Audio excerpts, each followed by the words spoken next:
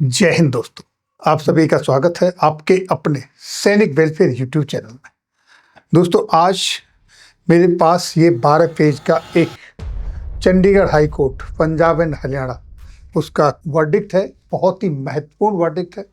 ऐसा वर्डिक्ट है जिसमें कर्मचारियों के अगेंस्ट में गवर्नमेंट हाई कोर्ट तक भी गई, सुप्रीम कोर्ट तक भी गई, फिर दोबारा हाई कोर्ट में केस चला और अंततः गवर्नमेंट का ऑर्डर कैंसिल हुआ और कोर्ट की तरफ से आदेश जारी हुआ 31 मार्च 2026 तक पेंशनर्स का पैसा वापस लौटाना है। 31 मार्च 2026 तक, और ये कम्यूटेशन से रिलेटेड मैटर है। अब इसमें देखिए, ये आपके सामने ऑर्डर रिजर्व किया 20 नवंबर 2025 को, ऑर्डर रिजर्व कर लिया सुनवाई का।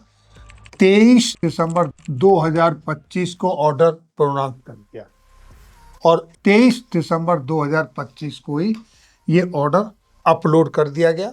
इसमें ये सारे बहुत सारे फरियादी हैं, एप्लीकेंट जो आप देख रहे हो, पिटिशनर जिन्होंने केस लड़ा, बहुत सारे केस ने मिल के केस लड़ा।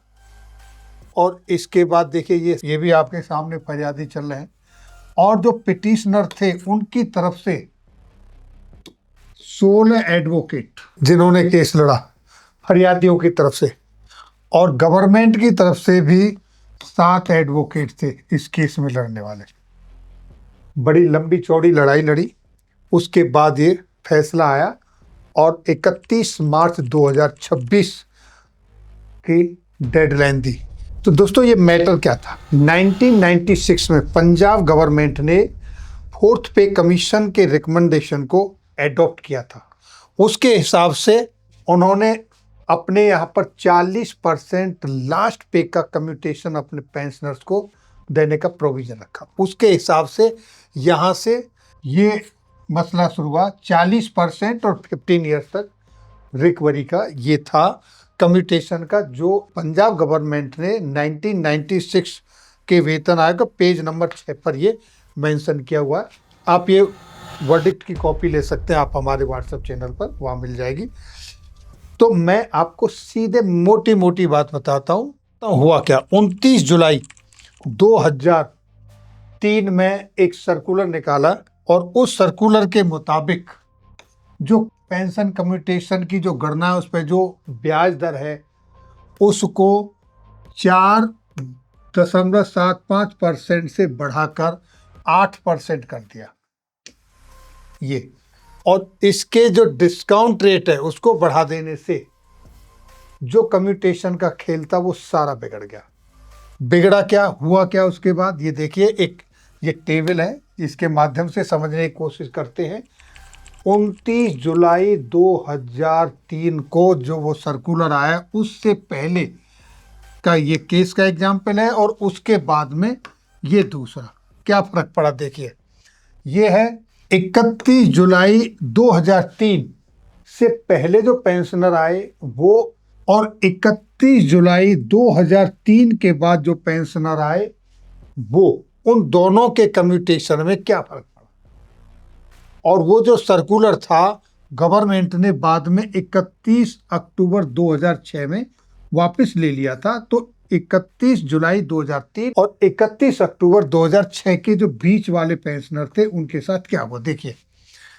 अब बेसिक पेंशन उस समय, ये बात चल रही है दोस्तों 4थे वेतन आयोग के टाइम की, 2003 की, एक जो पेंशनर है उसको 10,000 रुपये उसकी पेंशन है। सेम केस दूसरा है, वहां भी 10,000 पेंशन है।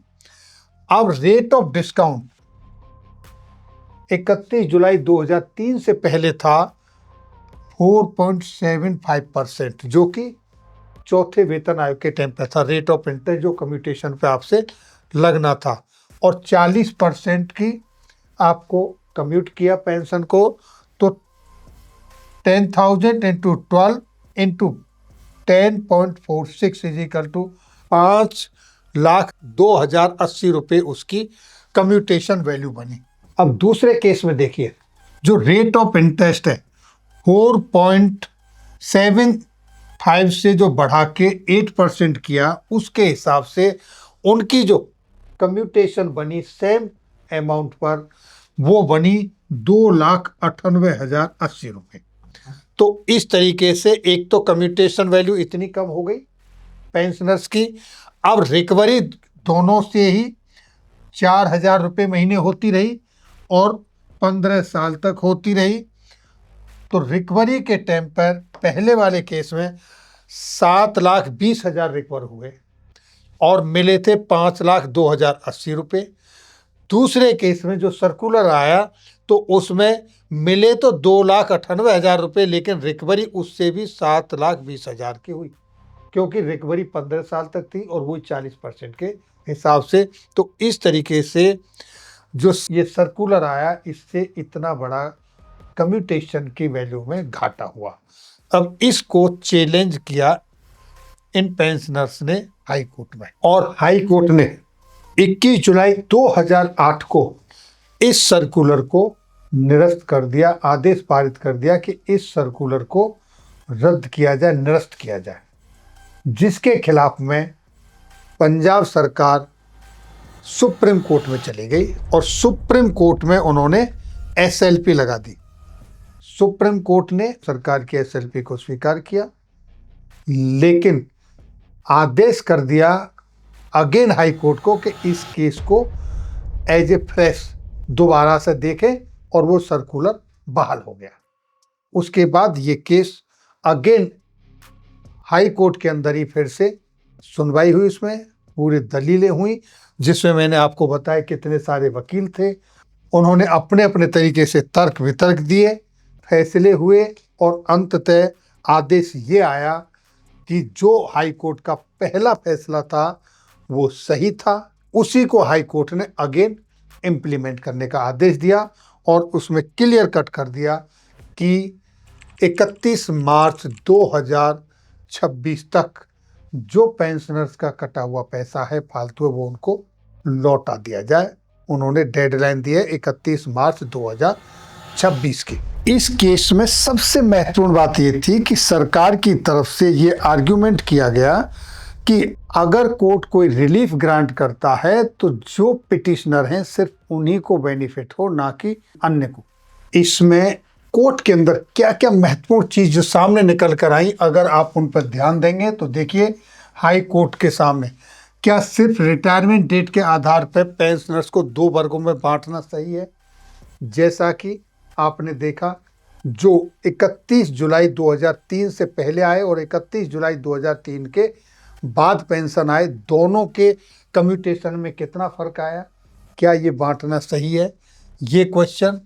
क्या संविधान के अनुच्छेद 14 समानता का अधिकार का उल्लंघन नहीं है? ये नेक्स्ट, क्या सरकार एक एग्जीक्यूटिव ऑर्डर से स्टैट्यूटरी रूल्स बदल सकती है, जैसा कि उन्होंने ये सर्कुलर जारी किया? और नेक्स्ट, क्या सरकार फाइनेंशियल क्रंच की दलील जायज है? यानी कि सरकार ने वहां पर दलील दी थी, अपना पक्ष रखा था कि गवर्नमेंट के पास पैसा नहीं है, इसलिए उन्होंने ऐसा किया, तो क्या वो दलील सही है? कोर्ट ने इस पर अपनी बहुत ही महत्वपूर्ण जो टिप्पणी दी वो सुनने लायक है।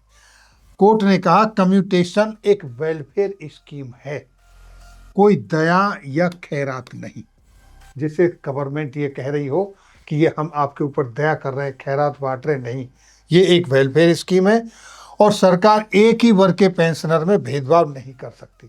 यानी कि सिर्फ एक तारीख बदलने से वो भेदभाव नहीं कर सकती, जैसा DS नकारा केस में जो सुप्रीम कोर्ट में आया था 17 दिसंबर 1982 में, जिससे उसी दिन को पेंशनर्स डे के रूप में मनाया जाता है।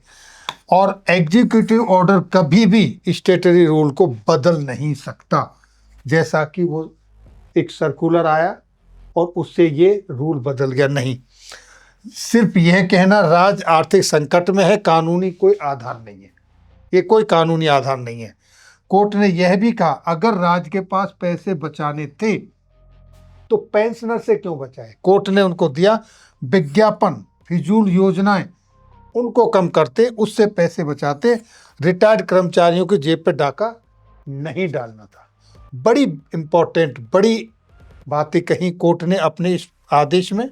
तो दोस्तों, ये थी जानकारी Punjab and Haryana high court Chandigarh की तरफ से जो कोर्ट ने फैसला दिया है कम्यूटेशन केस के ऊपर, उससे रिलेटेड। इसी तरीके का कम्यूटेशन का सुप्रीम कोर्ट में भी एक SLP चल लगा हुआ है, वहाँ से क्या वर्डिक्ट निकल के आता है। और दूसरा एक आपके DADR से रिलेटेड भी एक मसला है जो कि दिल्ली हाई कोर्ट में चल रहा है और वहाँ फाइनल हियरिंग हो गई है। वर्डिक्ट रिजर्व्ड है, किसी भी दिन प्रोनाउंस हो सकता है। जैसे ही वो सब अपडेट मिलेंगे फिर आपके साथ शेयर करेंगे। तब तक के लिए जय हिंद, जय भारत।